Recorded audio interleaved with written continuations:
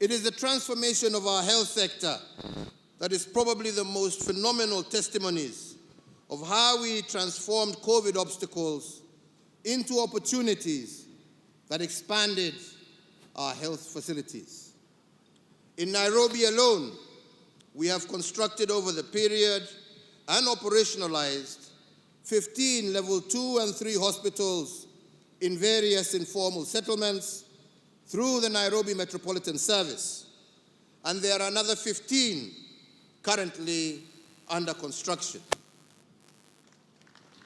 One of the unintended benefits of the pandemic is that we have increased, as a country, our ICU capacity by an impressive 502%, from 180 to 651 ICU-ready beds across the country. And similarly, our total hospital bed capacity as a country has increased by 47%, from 56,069 in the year 2013 to the current figure of 82,291 hospital beds spread throughout the country. During the COVID-19 pandemic, we have improved our oxygen generation capacity in all our public health facilities, from 3 million liters per day in March of 2020 to 32 million liters per day in October of 2021.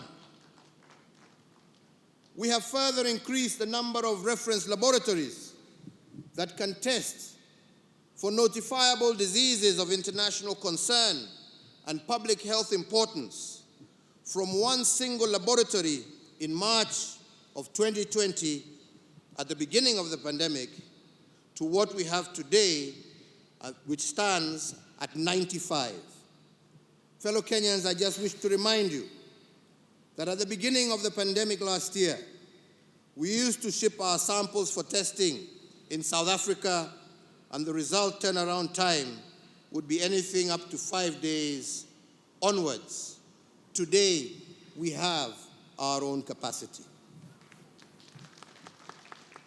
These strategic diagnostic investments have strengthened the country's healthcare system, especially in response to the COVID-19 pandemic, and will propel us faster towards the attainment of universal health coverage and fortify our country's preparedness for future global health security challenges. The health workforce is a key pillar of every healthcare system, yet many times it turns out to be the weakest link, typically seen as a cost driver instead of an area for public and private investment in health service provision.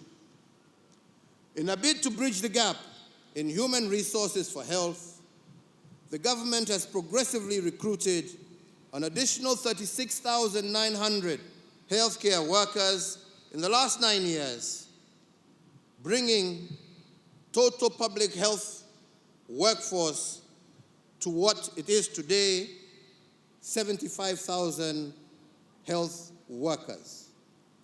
The mid-level healthcare worker plays a critical part and role in the health service delivery throughout all levels of care, specifically at the primary care level. And to this extent, we have expanded the capacity of our medical training colleges to train this critical mass of health experts from 28 KMTC campuses in 2013 to the current 71 campuses spread across 44 of our 47 counties. My administration has also put in place a comprehensive nationwide program to upgrade selected hospitals in all the 47 counties through provision of specialized modern, state-of-the-art medical, diagnostic, and critical care equipment.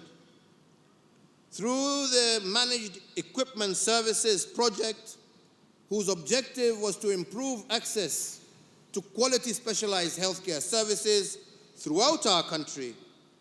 Under this project, we have identified and equipped 115 hospitals with various theater equipment, 101 hospitals with various radiological and imaging equipment, 14 facilities with ICU equipment, and 54 facilities installed and commissioned renal equipment for dialysis. Through this massive investment, 628,000 people have benefited from theater services. 587,000 people have benefited from dialysis out of the 577 dialysis machines installed, and 23,574 people have benefited from ICU services, and over 5.7 million Kenyans have been served using the 22 MRI machines, the 214 X-ray machines, the 83 CT scanners, and the 229 ultrasound equipment that we have installed in various hospitals.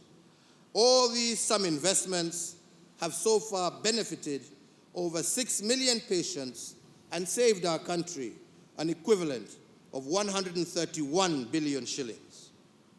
Ladies and gentlemen, just the other day, I opened the Integrated Molecular Imaging Center at Kenyatta University Hospital. This is not just a first for Kenya, but for our entire sub-region. As a result, many of our citizens suffering from cancer will now have the benefit of early detection, leading to early treatment and cure, thus saving many lives. This, in addition to the millions of shillings that families who would have been forced to travel abroad seeking treatment for their loved ones will now save.